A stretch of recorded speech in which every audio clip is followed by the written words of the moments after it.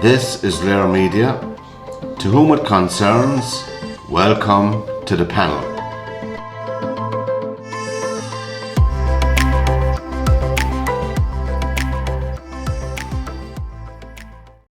Good evening, everybody, and welcome along to this edition of the panel on lirmedia.tv and our usual email info@lirmedia.tv. And don't forget to press the red button on the right hand side to subscribe to our channel. We want to get our subscribers up to 1,000, and who knows, sky's the limit after that.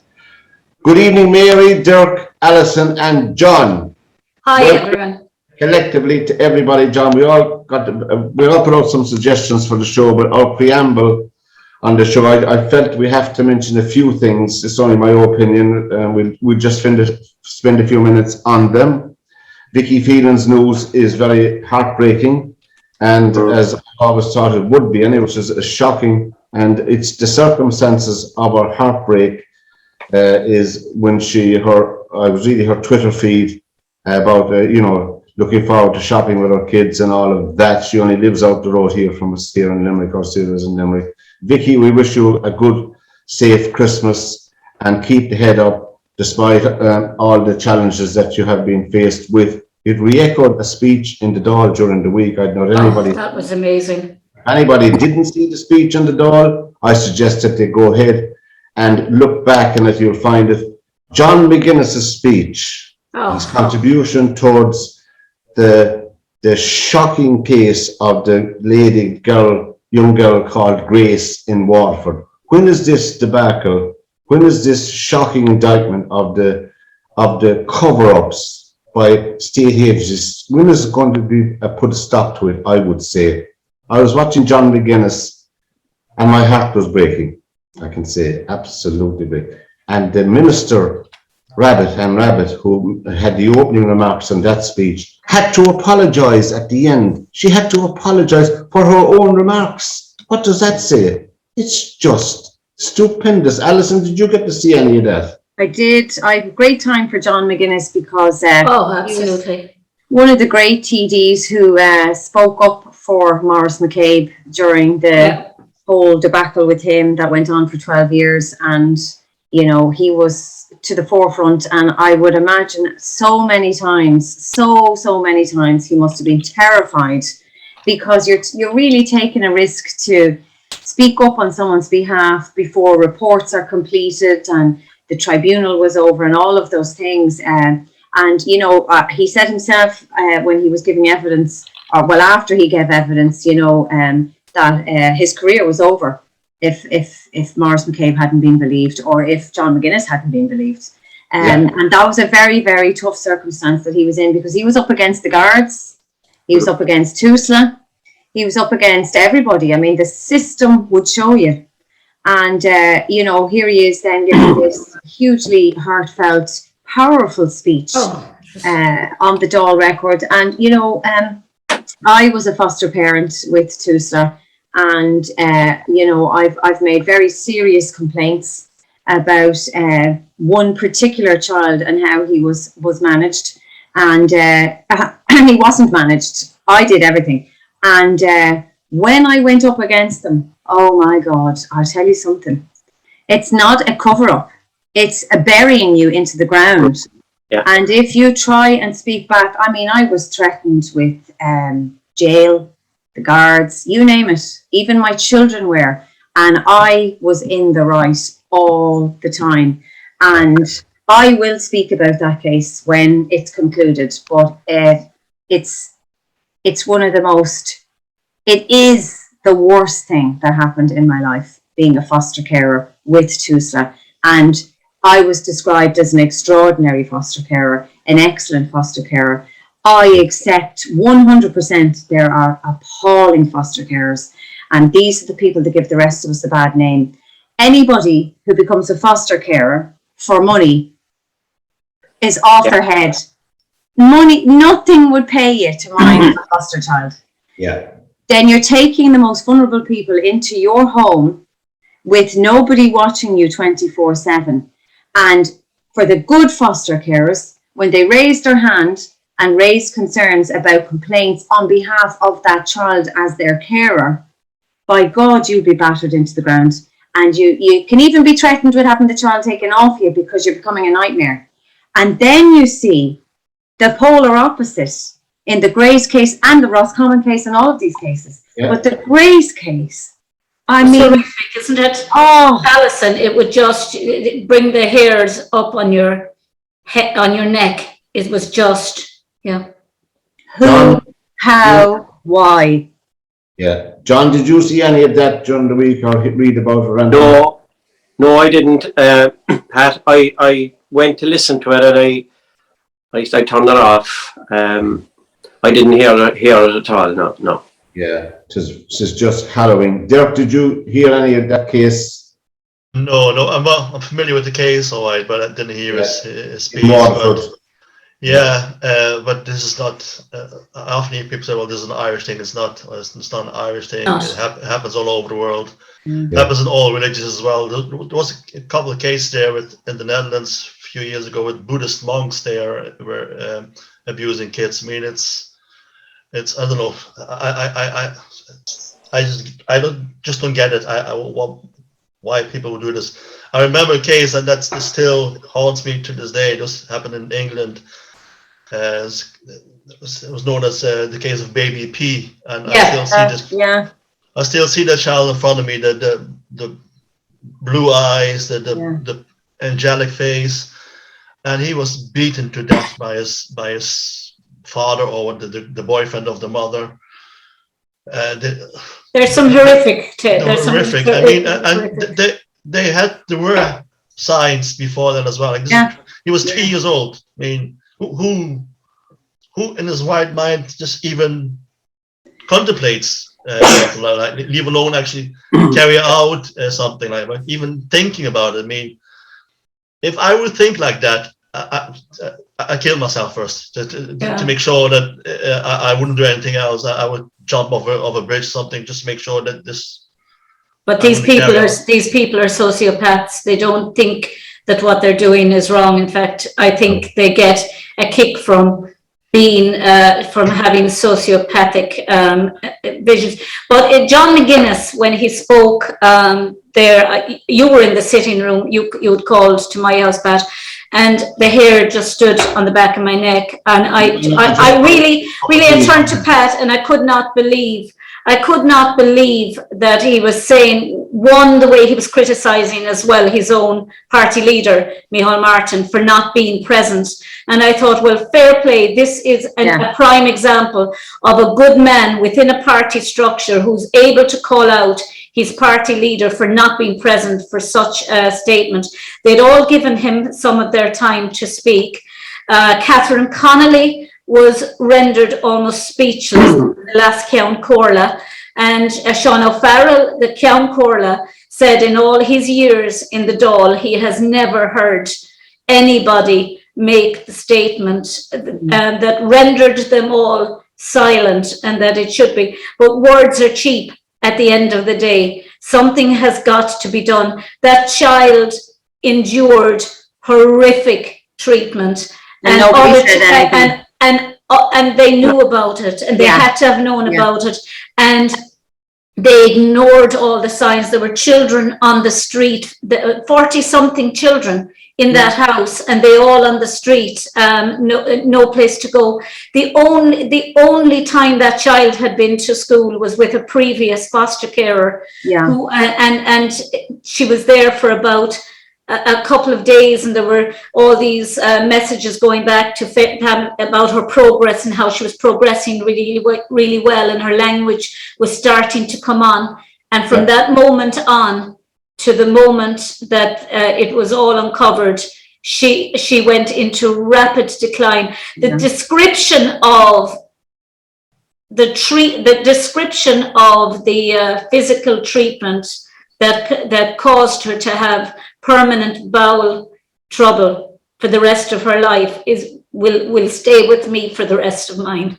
No, it's a complete abuse of power and access, and a failure on the state to not oversee these people who are meant to be taking care of a physically and mentally disabled young girl. And he said she had marks all over her, and nobody said anything. And if you can say, social workers are under-resourced, they're this, they're that. This is the most vulnerable crowd in society. And people will say, oh, the homeless people are. I get that. I get there should not be homeless children. My heart bleeds for the homeless people. But I will always say the children in the child protection system are the most vulnerable, particularly those with special needs. You give access to somebody who's that way inclined. You don't know, unfortunately, until it happens, because these people not everybody, like you're going on criminal convictions and vetting, but you don't know what's going on behind a closed door. And that is why you must watch everything that your carer is doing for you, minding that child. It's like the state is the parent, the foster carer is the babysitter. You're meant to watch them. And how this was missed for so long. And as well as that, Alison, he was dead apparently for a long time before a year before they actually realized that the man that they had given this vulnerable, extremely vulnerable child to was no longer living at the premises that they had entrusted that child into. Anyway, listen, I can I come in there? I can't speak about the case, but I know of a case that's going on at the moment, and again, it's Tusla involved, and I have to be careful what I say here because it could be listened to. I don't know. The social worker that's involved said that the amount of passing the buck in Tusla is disgraceful. Yeah. No one wants to take responsibility, because my job, I'm just saying now, my job is I write out the form and I pass it to B. Yeah, there's no responsibility. It's B's problem now. B then does the same bloody thing, and it goes right down the line, and nobody wants to take responsibility. I can't say any more than that. Why are they not disbanded? Why are they not disbanded? There's been enough complaints about Tusla. There's no appalling agency, appalling. Why no the power we have given them. The power we have given them is reminiscent of the power we gave the church all those years ago. They're the next mother baby home. It's already happening. And I think the easiest thing for the government to do, or any government, is to disband an agency and put it into the dustbin. That's what they want. There has to be criminal charges levelled by the Attorney General. Yeah, but they have to disband it also, Pat. On the Minister for Health, on the Gardaí involved, and on the agency. That's the only way anything will ever change. Yeah. There'll be nothing. There's no will on behalf of any of the politicians to sort anything.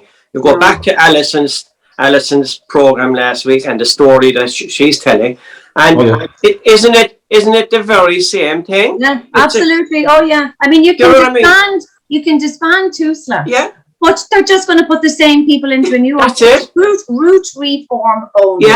Yeah. It's just again. It's indicative of what it's passing it down the line. Mm-hmm. Yeah. I'm the Minister for Health. I'm the Taoiseach. I'm after giving it to the Minister of Health. The Minister of Health is after giving it to his right hand, and it just goes down the line. I know. I heard the Minister for Health today on the radio for a few minutes talking about. Make sure that you take the normal precautions of social distancing, wearing a mask and all of that. There were 100,000 people at 2 games recently in Dublin. Yeah. And we can't go in for a pint or a meal. Yeah. But you can go, 100,000 people together in Dublin for 2 matches. Yeah. The panel is the programme on LiR Media.tv. And tell all your friends about us, and our email is info@lirmedia.tv, and this is a program will be going up on our social media platforms within the next 24 hours, says he, even though he won't be responsible for it. But anyway, the email is info. What about, lads? Did you see the match? What about Ronaldo's jersey? Alison, you were at the match, Alison, were you? I got last minute tickets and I wore my mask. Why didn't you get in for the jersey? Oh, what was it like being in his presence? I've met Ronaldo. Have you? Oh, Dirk! Can I get a bucket? Oh. Can I get a bucket? Dirk Sorry. doesn't. Dirk is alone here and not liking Ronaldo.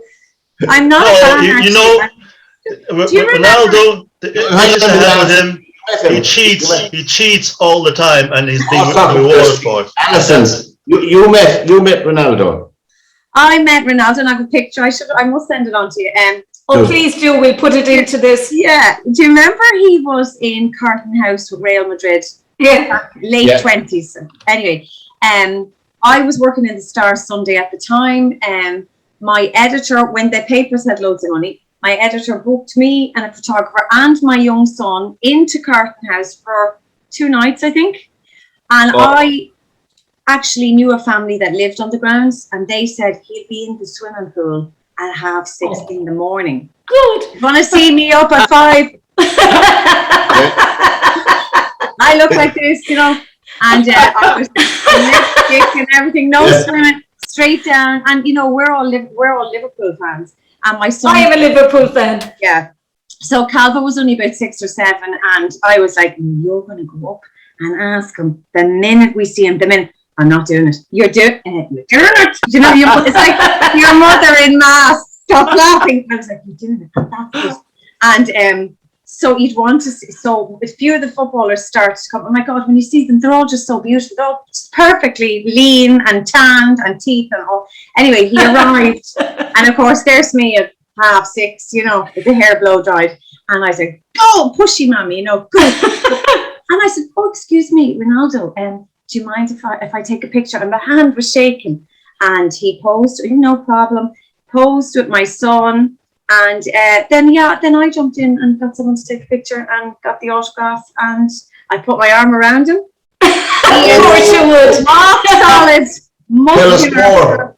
Yeah, so I got my arms around, and nobody had to hold me back. I wasn't jumping fences. But did you see the photograph at the match? You know, and I know, Dirk, you say he dives, and he'd have been great to dive for Portugal at the Olympics. But the thing about it is, the photograph now, whether it's for Ireland, an Irish player, or whatever player it is, your man had him by the throat and had the back of his jumper down and holding him, and Pat is shouting, "Good man." That's fantastic. What you see? If that was Ronaldo doing it to an Irish player, they'd be appalled, and rightly so. Terrible. I timed them once in a match, okay? I just wanted to know how long it would take for him to go down near the box, inside the box, okay? 1 minute, 42 seconds. Yeah, but his boots were He down 37 times. It was probably slippy grass. No, and he does it every match, and that's what I don't like about him. And he cheats. He has gotten older now. He wouldn't have survived in the world of professional soccer today. No, he would. This Dutch players have done the same thing as well. At the top of his game, probably one of the best soccer players we've ever seen. Oh, no doubt. If you check how many goals he scored by penalties, and I would use it from his goal score, you get a different picture altogether. I'll tell you one thing. The nine goals for Man United, none of them have been a penalty. He's indirect freeze. He's direct freeze. He's penalties. His goals from play. He is just, I think they see Ronaldo with the ball, they see the goal, and they think, "Oh, geez, going in. That's it, it's going in. I'm going home." Overrated. You know what I'm saying? And John, did you see the match the other night, John, with the Republic? Do you know what it's anything there, Pat? The 3 men are saying he's a diver and he's on this, and the 2 women are saying, "Oh, drying your hair." He can dive in my direction anytime. Can I mention one person? Can I mention who was at? Because there was a match on beforehand as well. It was my niece Alpha O'Connell. She and her team. They won that match. Oh, fantastic! So and Limerick. Fantastic! Brilliant. That's fantastic. Great. Now back to Ronaldo. Now, Treaty United won the under 17, didn't they? Was that? Treaty United won the under 17. Yeah. Yeah, that's what you're talking about. Yeah, I saw that as a very good result. But Well done, well that done. only with the jersey from that girl, I'd say. I saw all that, Pat. I saw all that action on Well, board. It was lousy of the FAI, even though they actually withdrew the 3,000 under duress. They'd never have withdrawn it had it been anybody but Ronaldo who put his arm and protected. The look of anger he gave towards the official, as if to say, just don't touch this child, when he was protecting her. I mean, this was a child seeing her hero, and they told her and her father, you can't come back into the stadium unless you pay 3,000 euros for jumping the fence. Where I disagree with that side of it, Mary, the actual running onto the pitch, that can be a worry, because we've seen that in where somebody with a crazy person with a knife could have stabbed him. And you know the point. One of the stewards might have thought it was the girl's father or the girl's uncle was with her, so he left it go. Do you understand? Actually, so I can see where there's a penalty if you go on the pitch. I understand that, but he thought when they realised it was a child, even over in the corner when she was having her photograph taken with the Irish flag over her dad, they were pushing them off, and the press were taking photographs, and I just think they were being open. Mary, I saw it unfolding, and what people seem to forget is not long before she ran on, Addison is her name, and she actually didn't live too far from me. A young boy. That's right, yeah. And now he was flagged off too, and Ronaldo did sort of give him, he kind of stepped back a bit, but he did kind of, when he was in the clutches of the stewards, he did kind of shake his hand or touch him. The next girl, she ran like a bullet, lightning, and I mean they had a hold of her, and she got away. Now when he hugged her and gave her the shirt and everything, and then you could see they were kind of ushering him off. But about 5 other kids then hopped the fence, and it starts to get a bit yeah. And then I was sort of thinking, I've been to so many soccer matches, and I've never seen I'm going to show my age here. I've been attending soccer matches and Gaelic matches since 1962 or 1959 is my first memory. And that was all the go when I was growing up. When the match was over, you rush on to meet Christy Ring and Gaelic or whatever. Yeah, but in all my time there, in all those instances, I know Dirk is going to say something. No, I'm going to say something. There hasn't been one player ever stabbed, ever assaulted in my. How about you can look if you look at. Sorry, can I just? Can I come in for a second? Tennis, with the stabbing in tennis. Come in for a second. A couple of years ago, this happened in Paris. They got on to Germany were playing France. The same time as the other attacks happened, there were terrorists. They ran off the pitch.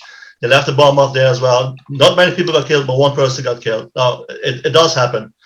A few weeks ago, it happened once. That's one instance, yeah. Well, is that not enough? It's enough. It's enough. One is enough. That's madness.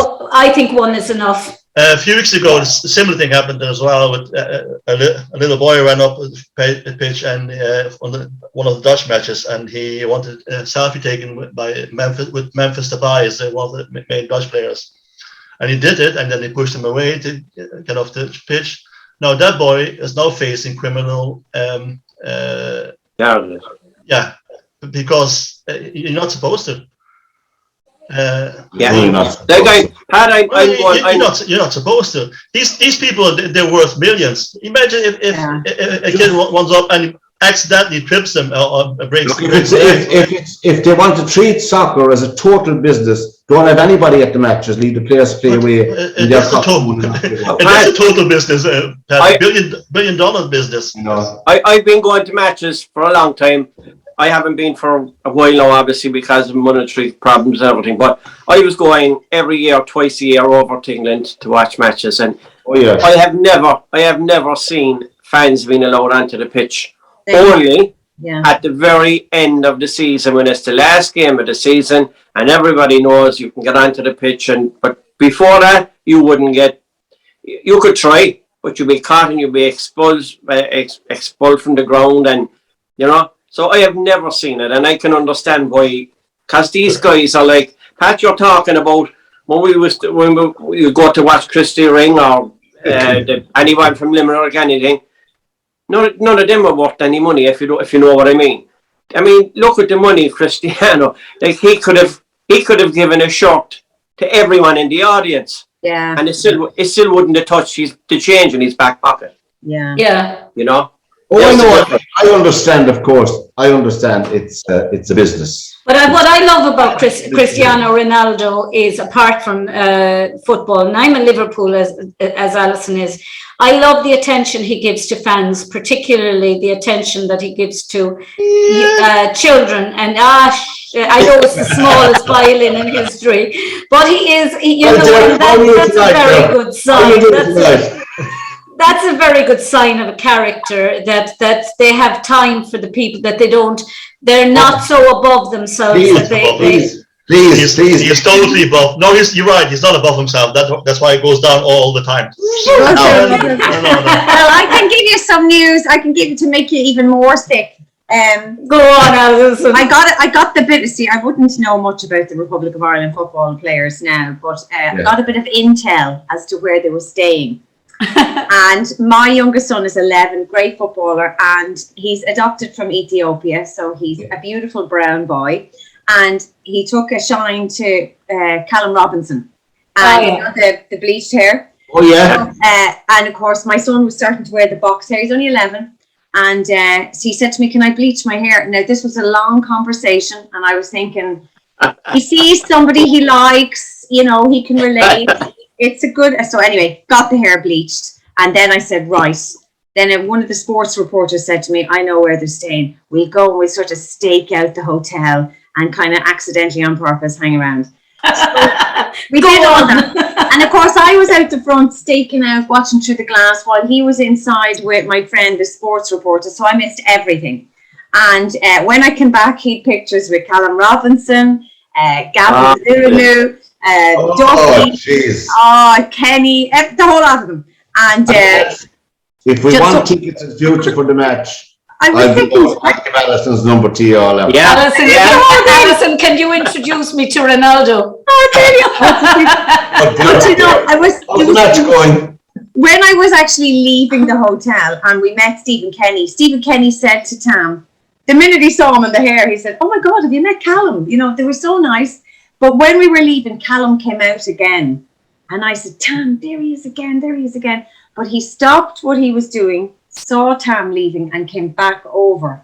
And he fist bumped him, and more pictures. And oh my God. Really nice to meet you. Thanks for getting my hair. He's a good player, Callum Robinson. Actually, since you mentioned Liverpool. The high my son was on. He was on a high. I nearly had to pull him down off the ceiling. It was brilliant. Well, since you mentioned Liverpool earlier, there was a Dutch player, Georgino Wijnaldum. He played for Liverpool for a bit as well. There's one case where he actually, this boy was in the shop and wanted to get boots, and he couldn't afford them. He walked out, and next thing, someone taps him on the shoulder, and there was Wijnaldum. He bought the shoes for him. Now, that's more.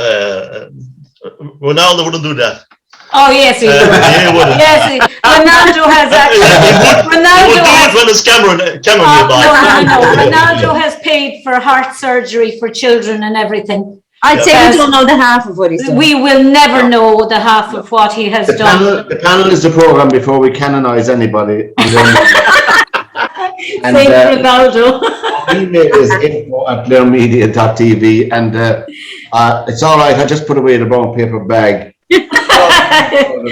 And we'll just ask you a question tonight, since we're in a ridiculous type of mode. What film or films have you watched more than 5 times? Mary, we'll start with you, apart from Ronaldo's Silken Screen. No, I've watched The Sound of Music. I mean, I'll never know the amount of times I've watched. I cancelled dates and everything as a teenager to watch. I made excuses that I couldn't go out because The Sound of Music. This was pre being able to record them. Anyway, I would have wanted to watch them. As Good as It Gets. And Schindler's List, of course. As good as it gets was a That's fantastic. a great film. Great. Rebecca by Daphne du Maurier's Rebecca with Laurence Olivier and Greer Garson. And lately, White House Down. Oh my God. Just love it. Be okay. Fantastic movie, Alison. Incredible. White House Down. White House Down. It's the White House has been attacked and Yeah. And it goes down. And it goes it goes down. It's a very complicated title. White House. It's like snakes on the plane. What is it about? Dirk, apart from Toy Story, what one did you watch 5 times? Actually, Toy Story I probably would have watched 5 times. I'd say. Yeah. But one time that I moved, if it comes, it's on TV. I'll sit down and watch it all the time. Is Grease. I love Grease. Oh, Grease. I've seen it. I've seen it several times in the cinema. I have 2 DVDs of it. I have that's Staying Alive, Pat. Stay with the program. Stay with the program here.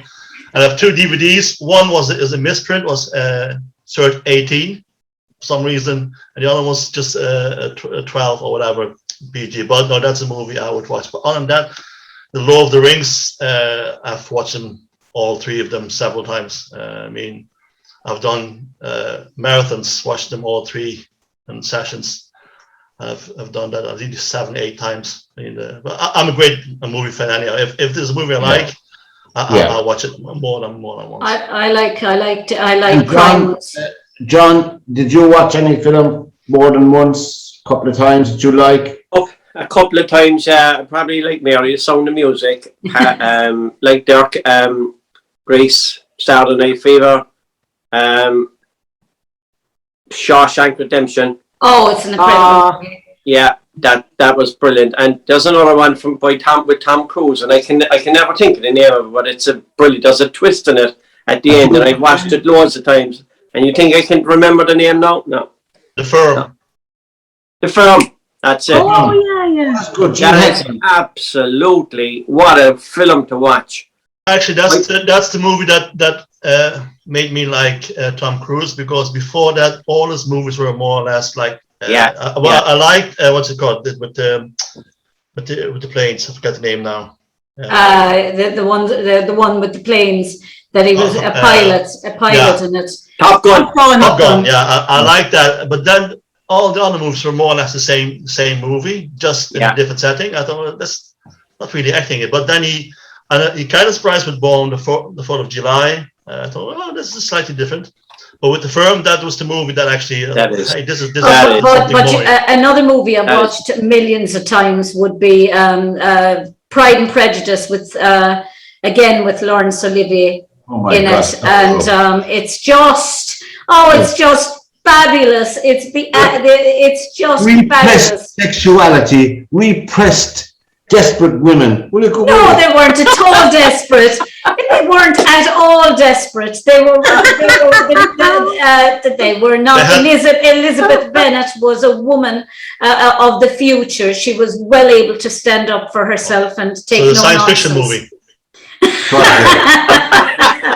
Alison, what did you see 4 or 5 or 6? Probably if you have kids, you've seen all the kids. I've seen them all. I mean, as a child, definitely, Sound of Music, Willy Wonka and the Chocolate Factory, they would have been, E.T., I mean, absolutely brilliant. Oh, E.T. Oh, just brilliant. Fabulous. Oh, it's incredible. And I watched it recently again, and I was so emotional watching it. And then as I, became a mommy, Toy Story, Coco. I don't know if anybody saw the Mexican animation. I thought that was brilliant to watch that loads. A Beautiful Mind with Russell Crowe and Jennifer Connelly.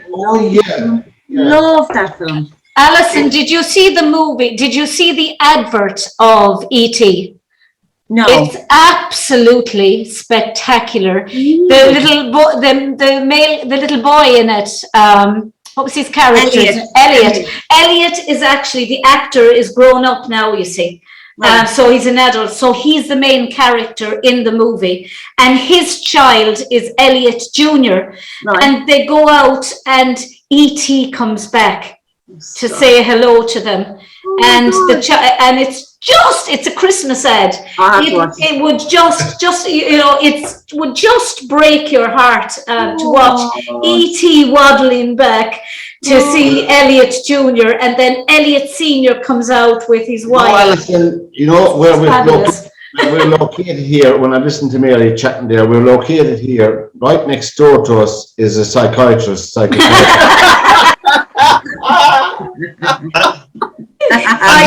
he's psychotherapist. But so Mary is saying Elliot has become an adult after 40 years. Imagine that. No, the main character. The main character has grown up as an adult, so they used him as the main actor in it. And then the child is Elliot Jr. and Elliot Jr. is playing with his little sister, and back comes little E.T. And one of the prequels of Star Wars, there is this Parliament. The Federation. They have a meeting, and it's one section. You see all like little ETs, or the tribe of ET. The plural of ETs. It's loosely connected to Star Wars as well. Yeah, it's just fabulous. I'm surprised he mentioned one of my all-time favorite films. That's why. I'm gonna make you an offer. Debbie does dollars. Oh no, sorry. Debbie. What's that? Godfather. The Godfather is brilliant. Brilliant. I mean, the Godfather. They were talking about it the other day. The Godfather. That the it's guy. Gratuitous violence. The guy who wrote the book. Mario Puzo. He was in debt, gambling debts. He's a big gambler, and the script writer for the film, when it was being planned, decided that he'd go and they found out this, so he gave them he was in debt for 120,000, so he gave them 140,000 or something like that for the rights of the book. But then, of course, the director, I know who directed now, it's gone out of my head, the main Godfather film. But anyway, Jigs and the Reels. He was brought on then as, an advisor on the film, Mario Puzo. But the director... Francis Ford Coppola. They heard about how he was not inveigled, but how he was taken advantage of. So Francis Ford Coppola wrote into the contract of him that he'd get, some like 5 or 6 or 7% of the profits from the film, which really, as we know, so it's a big chance, because many of the big studios didn't want to, just something like 8 million or something they had a budget for, which was phenomenal at the time. At the time, huge one.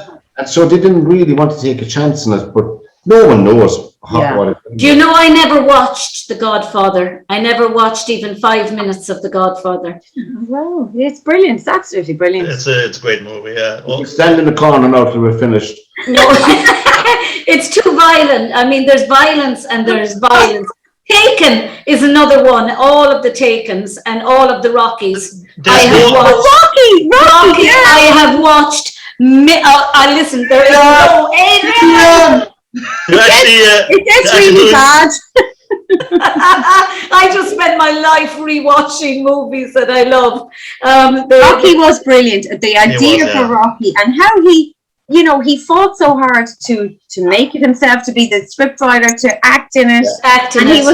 He wasn't well known at all, and he secured. No, they weren't going to let him act in the part, and he said, "You're not getting." He was perfect, and he got the Oscar for that. But what I can't understand is why it took Schindler's List to be made for them to give Steven Spielberg director's Oscar. He should have got multiple Oscars, but it came to the point where when he did Schindler's List, whatever it was, they said there's no way we can avoid giving Steven Spielberg an Oscar for this. They were embarrassed into it because it was so spectacular. Spielberg do Close Encounters of the Third Kind. He did, and actually, there's a thing about that movie, because George Lucas was doing Star Wars at the time, and Steven Spielberg was doing Close Encounters of the Third Kind, but he didn't think that was going to be a very successful movie. George Lucas didn't think that Star Wars was going to be very successful. So he said, well, if I give you a part of my winnings of the Star Wars, will you give me some of yours? That's a deal. That's a bit of a contract. No, needless to say, both of them did quite well out of it. Now, Star Wars, of course, was way bigger than Close Encounters of the Third Kind, but that's how Steven Spielberg made a bit of money as well, because of that little thing he had with George Lucas and Star Wars. I mean, there's one movie I'd like to mention though, and I've seen that at least 8 or 9 times, and it's an Irish movie. It's called The Garage. I think it's such a. I've never seen that, and I know one of the actors in it. I know one of the. So I know. I grew up in a village, small village in North Cork, and I know, and I'm not saying this, Dirk, after the fact. The character that Pat Sharp played, I saw 2 of those characters in the local pub. I saw them. I met them. I spoke to them, and living lives of quite desperation. Is how you would describe it. Those people, and would do it. I must watch it actually, but getting back to say, Steven Spielberg and that, when you look at Ralph Fiennes, I mean, a travesty for Ralph Fiennes to be beaten by Tommy Lee Jones, who was incredible in, who was incredible in his role, but you couldn't even they were so diametrically opposed. Ralph Fiennes' performance was just. I met Ralph Fiennes. It's my nice. Okay, hold on. I was an extra in the Michael Collins movie. Now I'm jealous. And I fell in one of the scenes in front of the Mansion House scene. And there was a huge crowd, and I went under. I can remember going under the crowd because I'm only 4'10", and I was picked up by somebody really tall, and I was carried out of the crowd. And it wasn't until they looked at me and said, "It's very crowded in here," that I realized it was Liam Neeson who had me in his arms, and all I could say was,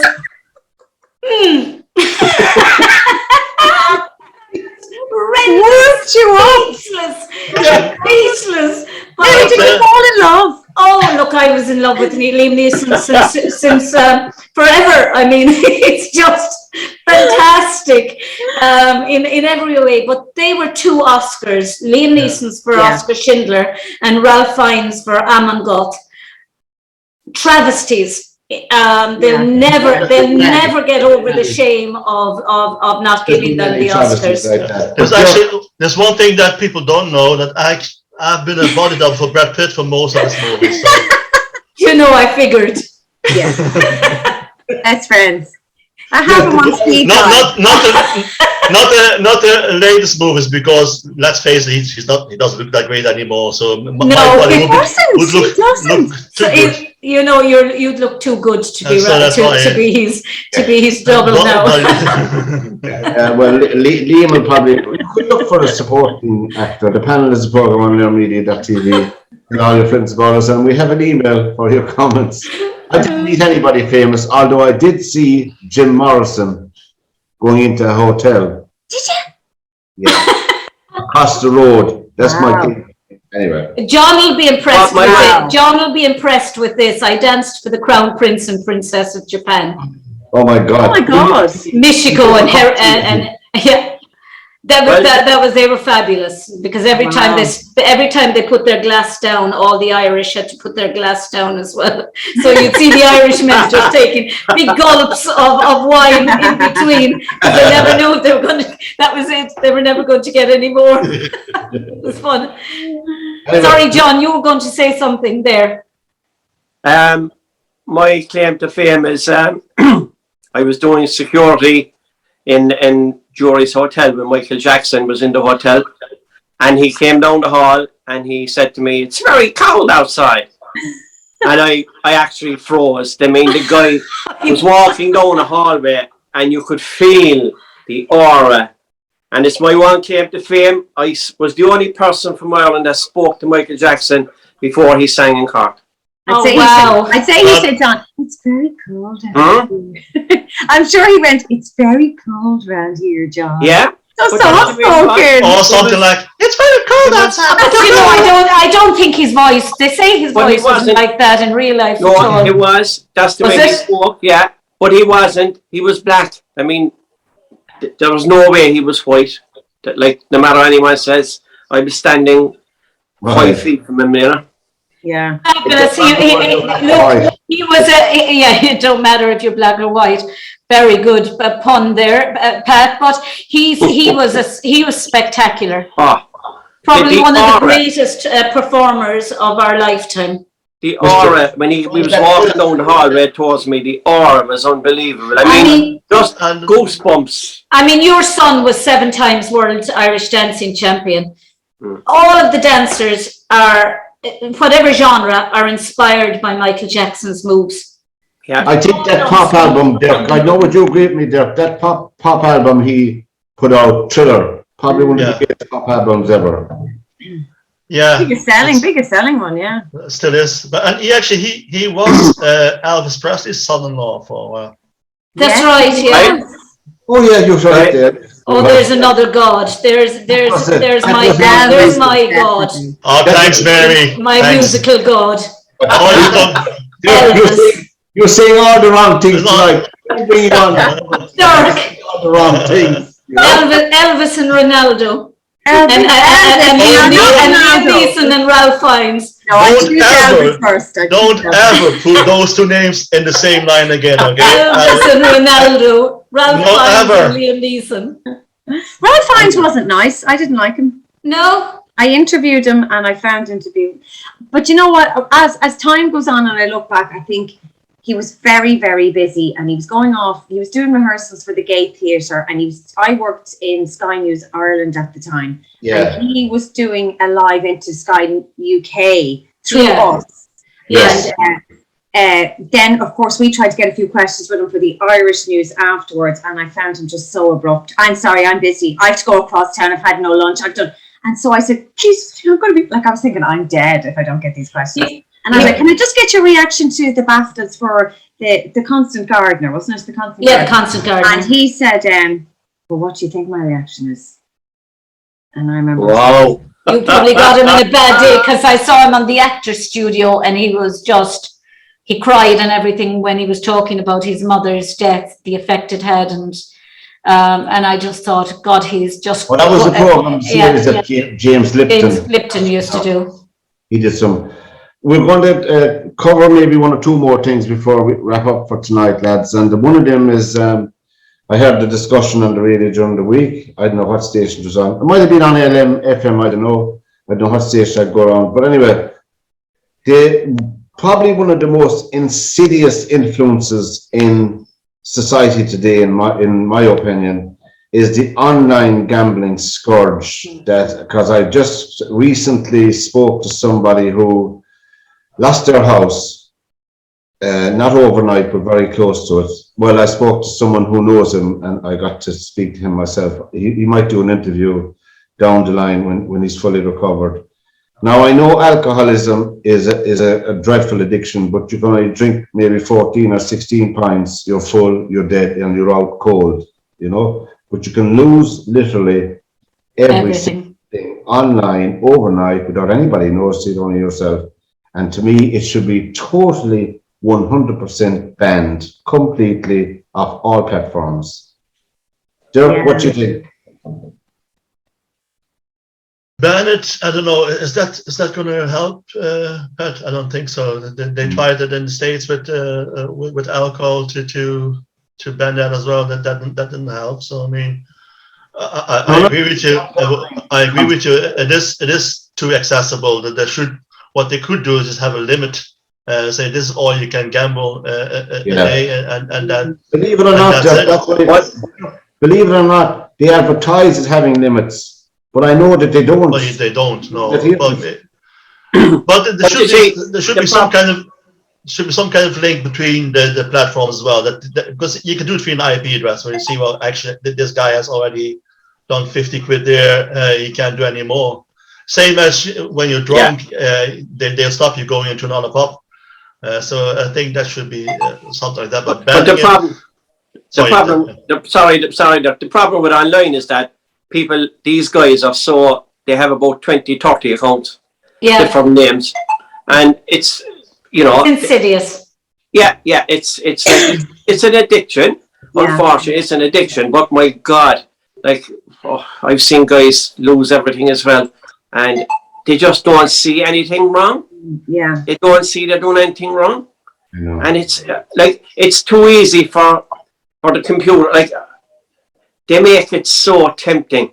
I'm watching a soccer match, or I'm watching a GM match, I'm watching anything, and there's an add-on for Bet365. Come online, we'll give you a free €20 bet. Sponsored by Mr. Green. Yeah. Yeah. And it's so easy to fall into it, and suddenly you realise, I have €20 credit. I'm after winning. I have €100 now. Right, I'll bet that now, and you're in. Alison, Actually, it works a small bit as drugs as well, because they give you free money to start off with. Yeah. Same with drugs. Often they give you some cocaine. It's on me. So that's something they could look at. So they don't stop. They're metaphorical drug pushers, really. That's what they are. They're metaphorical. That's drug what it is. pushers. That's what it is. And to be honest with you, all sports should disassociate themselves from agree 100%. form of gambling, and any organisation should refuse to have gambling organisations attached to them, because at the press of a button, somebody can go in and lose. If you drink and you're an alcoholic, you can physically only drink as much as your body will take before one, you'll collapse, or two, you'll fall asleep. But with gambling, you can press one button, and that can change the entire course of your life and everyone belonging to you. You can lose your home, you can lose your family, you can lose your life. You can lose your family's lives, all within the press of a button. And that's what makes it far more insidious than any other form of addiction, I think. It's just... Alison, you've been in the media a long time, around the media for a long time. I don't think it's been taken very seriously. No, it comes up in waves. It's one of these things that comes in waves, and you'll have somebody tell you that, you'd hear, well, he drank the farm 40 years ago and ruined all the money. It's now they're gambling the farm, they're gambling everything. Yeah. And as Mary said, the push of a button. And I think, a report will come out, or something big will happen in the UK, or somebody will kill somebody over gambling debt or something, and then suddenly it's back in the news, and it's all hands on deck, and there's reports everywhere, and then it's gone. Well, there's one or two well-known security companies operating on the island of Ireland, both in the 6 counties and down here, and their sole aim is bad debt collection. Yes, it's just and most of that has to do with gambling. And I'll tell you something. You don't want those people calling your door, But again, it's like everything in this country, follow the money. It's worldwide with gambling, but just follow the money, and you go backwards and see where. Alison just said it. There'll be another report come out next, and it'll be brushed under the carpet. It's like everything else in this country. It's an explosion for a day, and then it's gone. Yeah. And lives are completely destroyed by any sort of addiction. Yeah. And am I right in thinking, or am I completely stupid? Are the government getting any taxes out of the online gambling?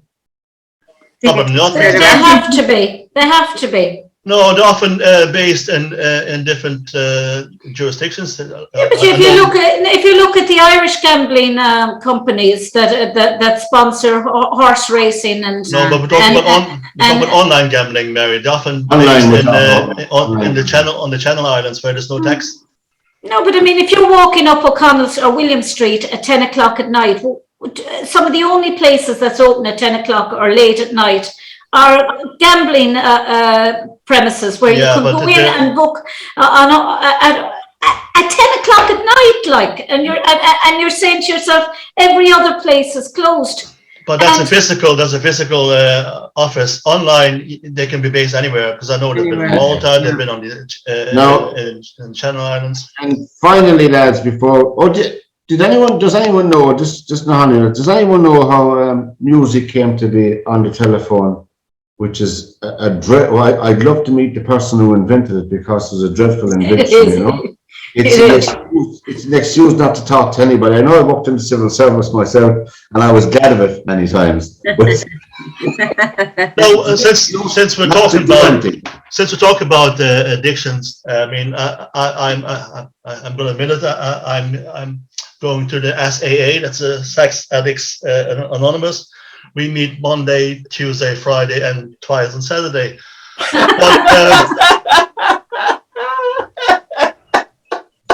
I thought you were serious. Sorry, I have to bring it down to the level. Sorry. I was wondering what the smile on your face was about. Now I understand completely. Anyway, the music on the telephone line came about by accident, whilst in the old telephone, when the person was waiting online, and there was a loose wire rubbing off this building, and it acted as a transmitter of the local radio station while they were waiting for someone to answer the line. That's how it came about, lads. It used to be old sayings. Before we wrap up, what's your favourite old saying? I know there's no place like home and all of that, and a bird in the hand is worth two in the bush, and all of this. Do you hear them anymore now, Dirk? The reason I go to you first, you're from the Netherlands. Let's get that right. What about old sayings? Though, obviously, if they're in Dutch, we won't know what they are, so you can tell us what you like. Excellent. Well, I mean, I can't think of it. I had a list there this week with Dutch sayings translated into English. One, for instance, nothing on the hand. A bird in the hand. It's when nothing is happening.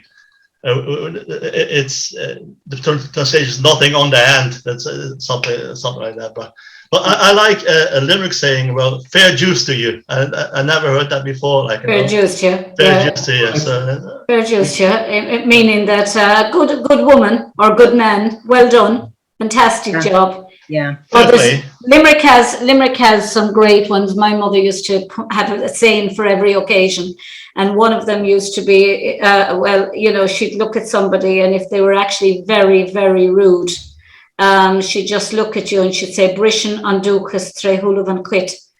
that language. Which in English is loosely what runs by nature costs no money.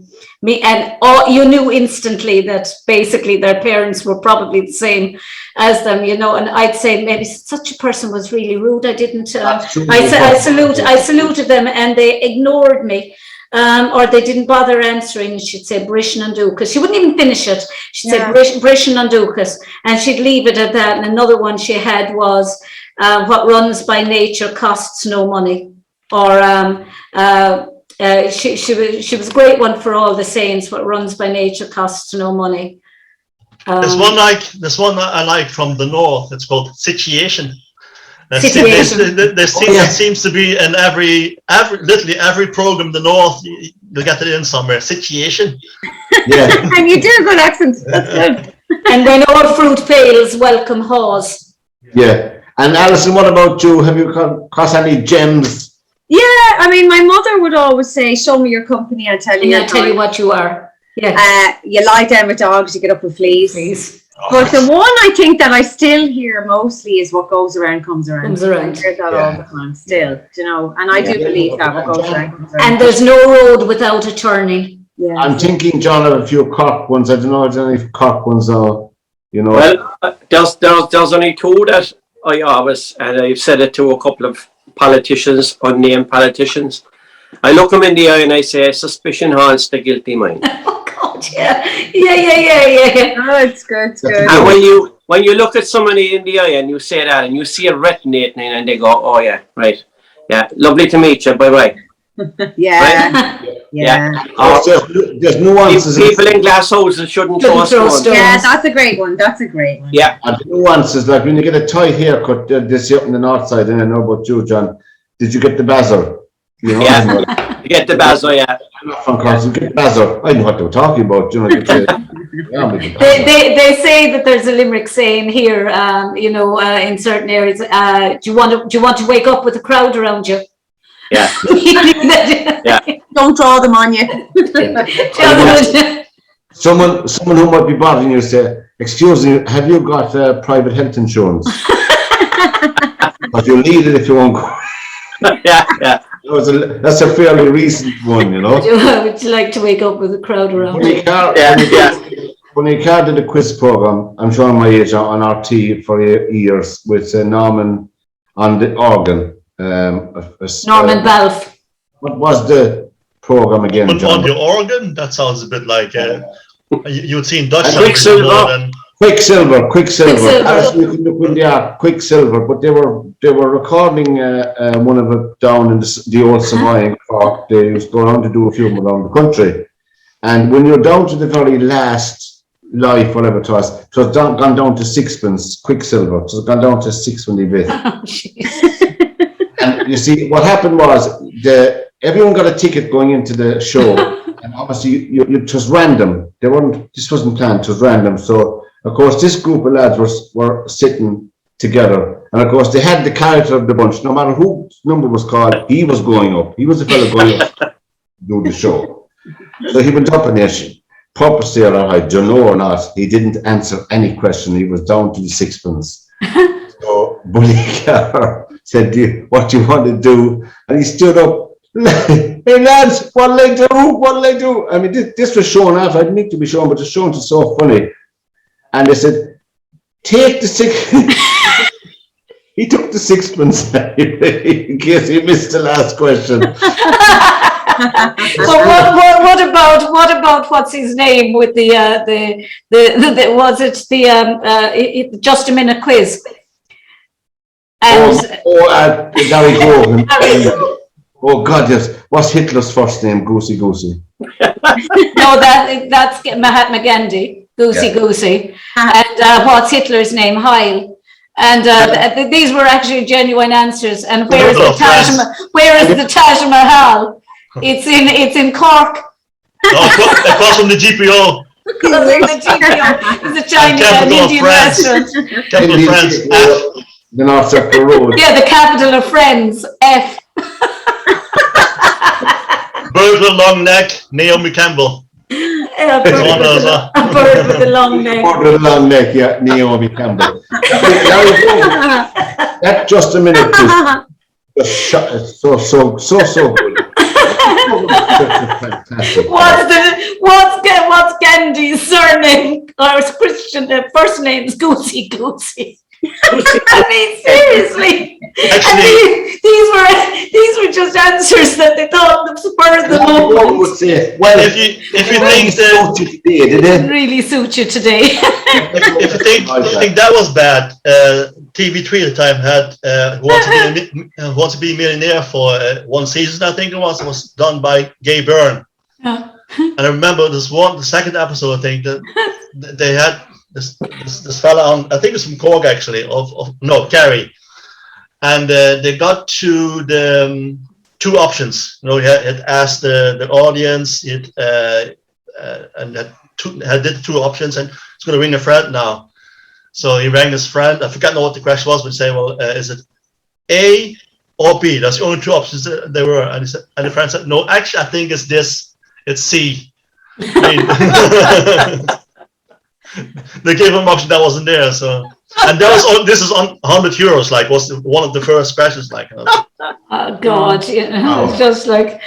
Yeah, we've come to the end of another program. But Pat, before we go, you have to sing a song because you got out of it the last day. I'm not singing a song. You have to sing You have to sing a song. You landed Alison, Dirk, and John in the, and sing an Irish song. Again. John, you help me out now. The boys will not harm you. The girls, they will charm you. Here's up from all the boys up the hill. In Blackrock there is no lord, next door mayor is Andy. Here's up from all the boys up the hill. That's, I don't know why I did that. That can be edited out anyway. That's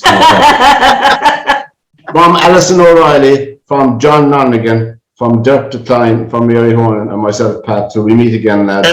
Before we leave, can I say one more thing? Yeah. Because I'm looking at the Dutch match, it looks like we're going to win. So that means we're qualifying for the World Cup. You know, World Cup football. So anyone in Ireland, you can follow the Dutch team next year because Ireland is going anywhere anytime soon. We'll be back, Dirk. We'll be back. My son. Yeah, but that'll be in 4 years' time. Yeah. Well, there's a little bit of orange in our flag, so. Yeah, there is, yeah. Lads, it's been a blast. Take care. Till we meet again. Good night and God bless. Bye. Bye. Bye. Bye.